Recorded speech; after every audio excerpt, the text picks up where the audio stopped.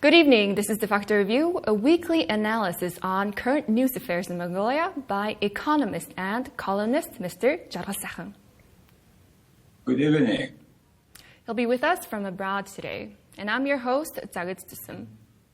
Today's topics include Khuvsgul Lake registration in UNESCO, tourism, and inflation in Mongolia. It's at 16% right now. Going on to our first topic on Khuvsgul Lake. It has been added to the World Network of Biosphere Reserves of UNESCO. The decision has been made during the 34th session of the International Coordinating Council of the Man and Biosphere Program taking place in Paris, France. Its main mission is to foster harmonious integration of the people and nature for sustainable development. Just to mention a few facts on Khuvsgul Lake, it is located in the northern Mongolian province of Khuvsgul near the Russian border and is one of the most visited tourist destinations. It's the second largest freshwater resource in Asia that holds nearly 70% of Mongolia's freshwater. Now, my question to you, Mr. Jargalsaikhan, is that now that Khuvsgul Lake has been added to the UNESCO list, making it the 9th biosphere reserves in Mongolia, are there any other sites you'd like to wish to include? Or first of all, what are your thoughts on the Khuvsgul Lake registration? What does this mean for Mongolia? Well, registration itself sounds good. It is good. It means that because this UNESCO thing is about to foster integration of the people and nature for sustainable development. And at least it will make sure that the government and Mongolian people do the same integration. Is it integrated today? Not so much so. Why? Because there are so many camps around the Khuvsgul Lake, and only summer, thousands of thousands of people visit, and not visiting in winter. That makes completely quite depending on season, that tourism. And there are not enough, say, even proper restrooms, tons of waste staying after the tourists leave. And at times there were even no ATM. The supply system was not working well. And hopefully after this registration, things will be more in order to the international standard, hopefully. There was a forum about Khuvsgul Lake and local development recently in the Ulaanbaatar city. The governor of Khuvsgul Aymak, Idirbay said at that forum that by the end of last year, 2021, there was a 7,000 people's capacity, 94 tourists camp, 132 gear camps, and there are hotels in the city Murum, the center of Khuvsgul Lake, and from that Murum, another couple hundred. From that Murum is the way the airport is, and there are 390 total person capacity, 8 hotels and 15 resorts. That's the whole total capacity of the Khuvsgul Aymak and the Khuvsgul Lake place. However, there was a 56,000 tourists last year in this area. And as those concerns I raised are existing, and they need kind of checking points, ecosystems, and also at the same time, it's a matter of local development or increasing income of local people. All this comes together at this time with this UNESCO registration. Out of this 54,000, only 13,000 were foreign tourists. So in total, this is a picture how many thousand people were coming to the Khuvsgul Lake, and whether they have capacity or not, to keeping constantly a big inflow of people at very short time. So there are a lot of things to do, and a lot of things also to protect nature and to be very careful for the ecosystem of Khuvsgul Lake. So that's the picture of Khuvsgul Lake tourism development. Only problem here is the winter tourism development. There is some try on that, some winter ice festival, etc. But we need constantly coming more amount of people also in the winter to justify business investment required for the development of Khuvsgul Lake. So that means that may include, for example, down the road, ski resort. Khuvsgul Aymad, the south mountain, has a large mountain, and, even maybe higher than Bogda Mountain in Ulaanbaatar city. And that has a good possibility of developing winter tourism. So only combined winter and summer tourism together makes the sense to have reasonable sounding tourism in Khuvsgul area. Mm-hmm. You've just talked about in terms of tourism and its development during also the winter time on top of summer. Could you elaborate a little more on what this means for our economy, the registration of Khuvsgul? Mongolia depends mostly on mining business. And the second one, the construction. And the third, we hope it will be tourism, which will be a good addition to the, diversifying our economy. That's why motorists, if they come to Khuvsgul Lake, it means to Ulaanbaatar, they come by plane. And it's a matter of also having more flights, etc. And we can talk about the tourism more details afterwards.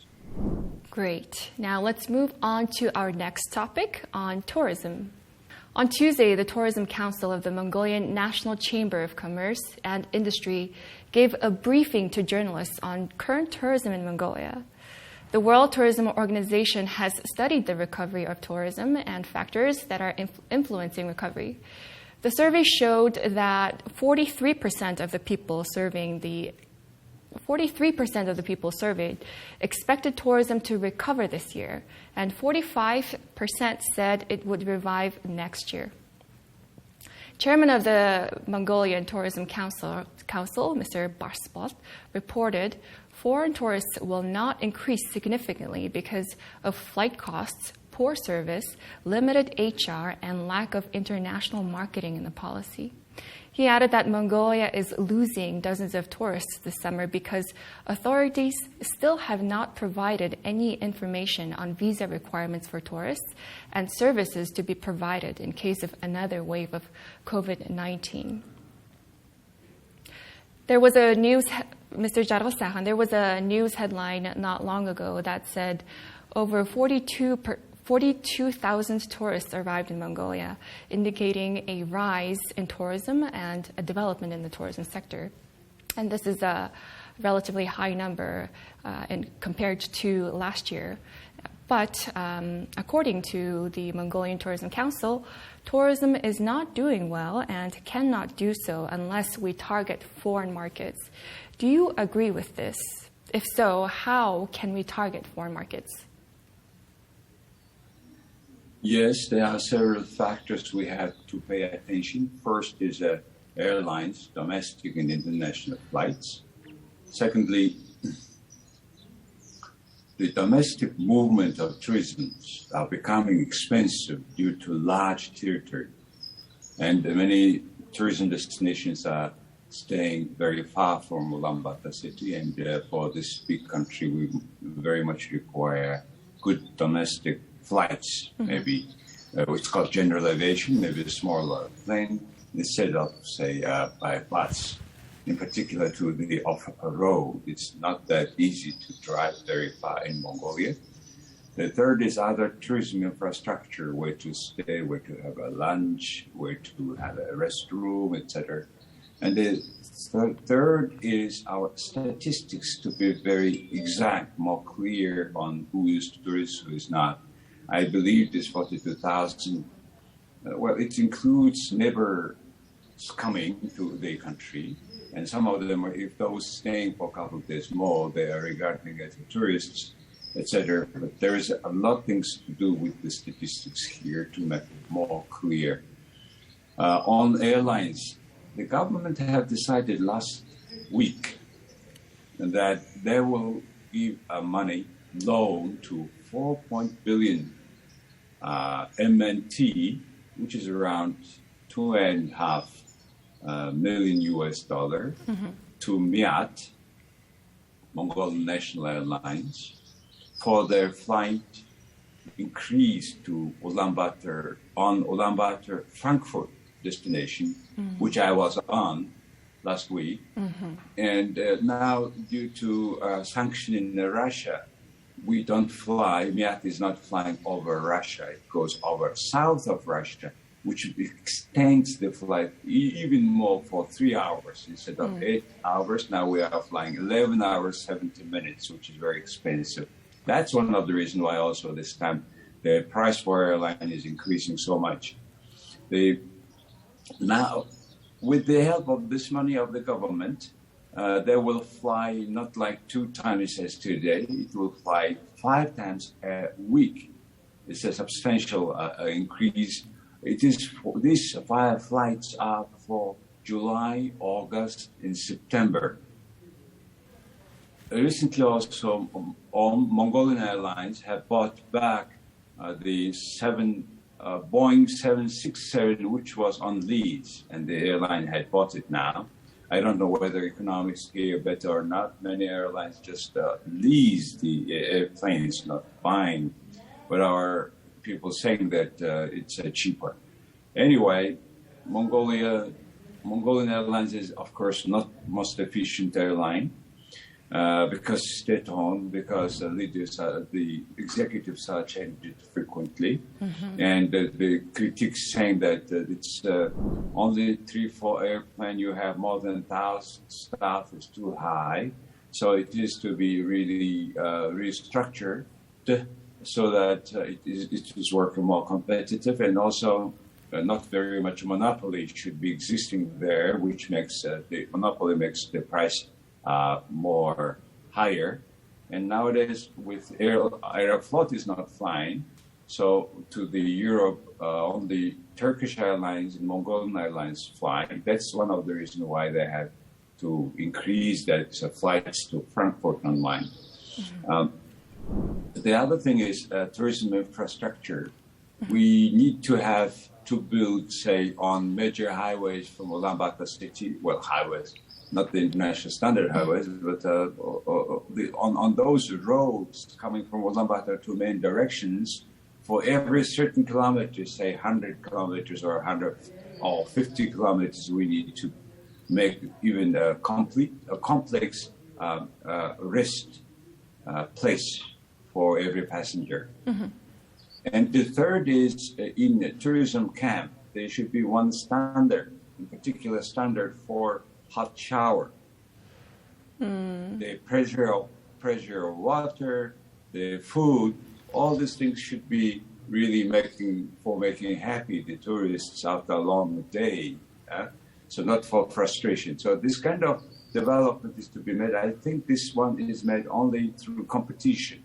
So in every place there is a two. However, also in small area to make 2 camps are too expensive, and they are just price competing by price, which is killing at the end both businesses. So there are this kind of problems. Certainly Mongolia will be back on tourism. Maybe it's next year, but anyway, these problems we have just now described it to be somehow addressed properly beforehand, because it is not just one summer issue. So it's a long time we need to prepare and to make really very much guest friendly. You just mentioned about the infrastructure of Mongolian Airlines and the flight cost. What do you think about targeting foreign markets to develop the sector, as the council mentioned? It is a matter of cooperation with the other airlines. It is also a matter of competing so that the price goes down. For Mongolian Airlines to compete is very hard. For example, with Korean Airlines, which has thousands of planes, Mongolia has only few. And so per capita, per seat cost of airline is very expensive in Mongolia. But though we have another 4 to 5 private airlines, and those airlines also to fly on those routes that Mongolian Airlines fly, which usually are not permitted. That's the monopoly issue. That's why if they are competing, I think things will be in related places first. Secondly, we need to develop more products, not only the nature, nomadic culture, but there should be something inside of Ulaanbaatar city entertaining more tourists.